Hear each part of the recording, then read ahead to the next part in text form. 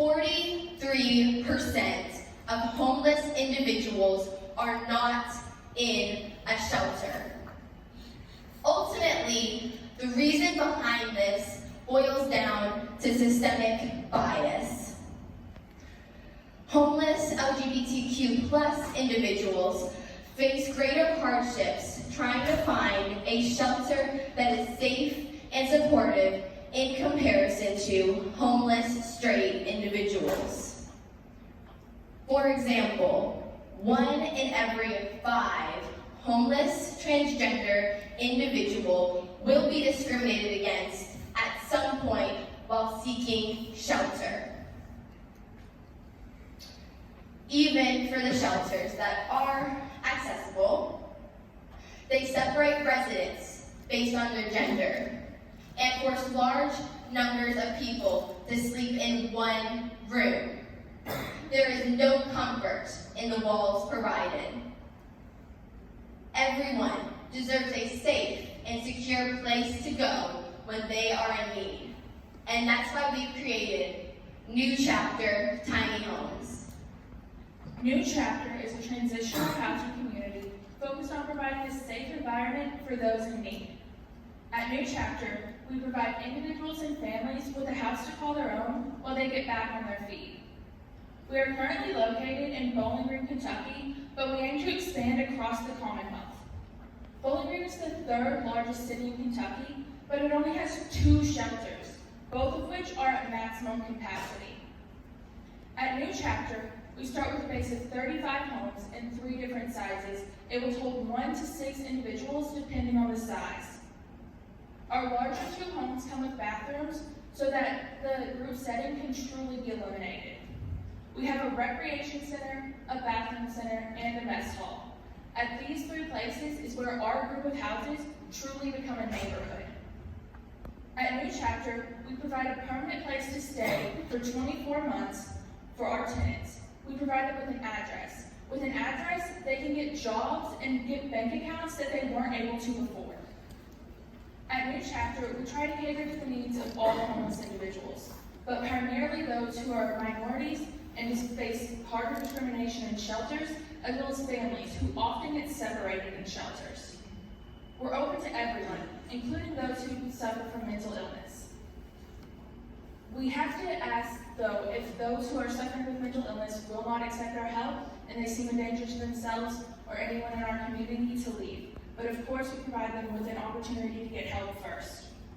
Another problem that our tenants often face in normal shelters is those uncomfortable group settings, especially at meal times, where they can face harassment verbally and physically.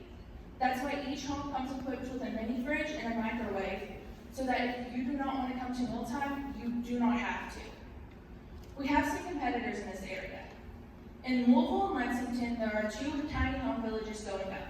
However, they only cater to veterans, while we focus on those who are more discriminated against in shelters.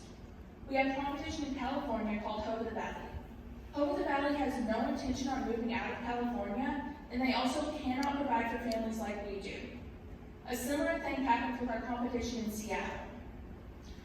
At New Chapter, we provide privacy, safety, security, autonomy, and the ability to bring in your service animal or pet. This is something our competitors fail to do. At New Chapter, we do have some guidelines to keep our community safe and keep our tenants getting back on their feet. One of those guidelines includes having a job if you are over the age of 18 and not in school. We understand that mental health can be a factor in this, so we work on a case-by-case basis for those individuals to make sure that they are being provided for. Another guideline we have is that we provide weekly check-ins with our tenants. This allows us to make sure that they are truly looking for a job and to truly make sure that they're able to transition from being homeless into a community where they have a house, because that is a really hard transition and we know it can take a toll on their mental health. A guideline that we do not have is we do not require our tenants to be home at any certain time of the day. This is different than all other shelters. Requiring our tenants to be home would make them not be able to get jobs. Often jobs are 3rd shift, and those who are homeless are unable to get them because the shelters require them to be home at 6 p.m. That's why doing these things and having more lax guidelines lets our tenants know that this is their home and not just another system that they're going to flow through. We decided to partner with the Rent Max Economists in Louisville and the Louisville Coalition for the Homeless. They have helped us to establish a successful nonprofit. We are funded by grants, specifically the new project grant, which has opened up shelters across the United States. We are also funded by schools, churches, businesses, banks, and more. And they can all sponsor a tiny home in their name. The minimum amount that we would need to open one of our tiny homes is $2,600. While this may seem like a lot, if we were to take every child at a school system and they donate $5 for our cause, we'd be able to build so many tiny homes. Part of the upward battle we are facing at New Chapter is spreading our message and changing the dialogue that surrounds shelters. We are achieving this through our social media marketing. New Chapter uses branding to both spread the message of what we support and to inspire people to sponsor a tiny home. New Chapter is a nonprofit business not focused on the money, but more focused on the community. Our startup cost is $310,000, covering 35 homes and 130 families and individuals. Our fund will be processed through programs and projects, grant money, families and friends, partnerships and partnerships, and merchandise such as shirts, layers, stickers, etc. In approximately 18 months, we'll be able to break even with the profit that we have made to be able to pay ourselves, our employees, and our grant writers. We have competitors in this area, so what makes us different is us. We have people from cities and others from rural areas. We have those who are creative and others who can focus on the finite details. But what we all have in common is that we want to help our fellow Kentuckians get back on their feet. Here at New Chapter, we provide a new perspective on what the shelter should be and a new way to provide for those in need. You can help us help our tenants open the new chapter in their life.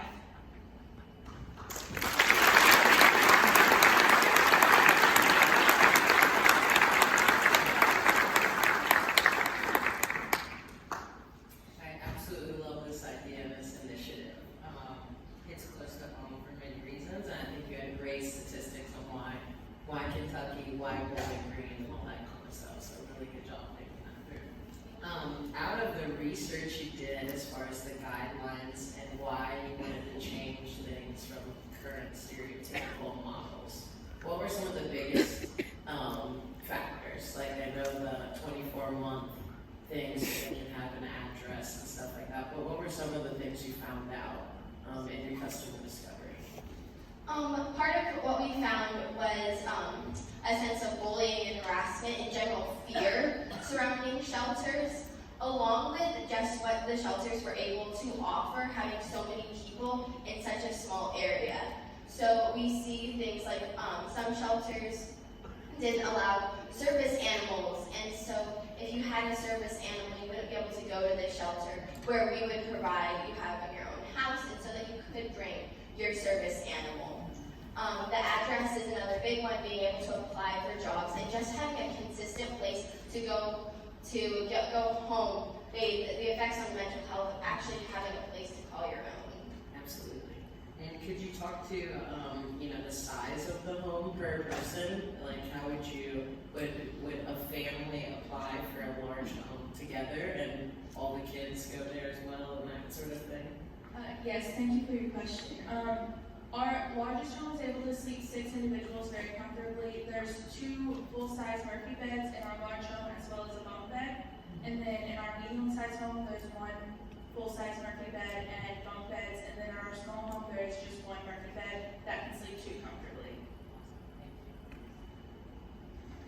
Great presentation, a really great initiative. I also love that you thought of grant writers on staff, because that is such a big thing that you need, so I love that you have that.